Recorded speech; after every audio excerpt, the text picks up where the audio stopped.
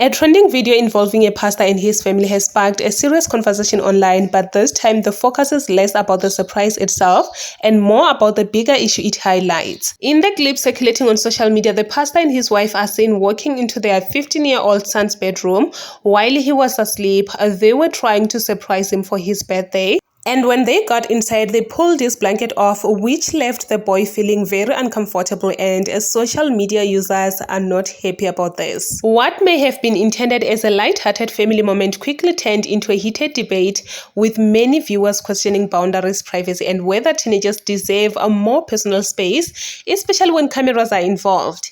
Social media users have been vocal, with some defending the parents and others criticizing the decision to film and share such a private moment publicly.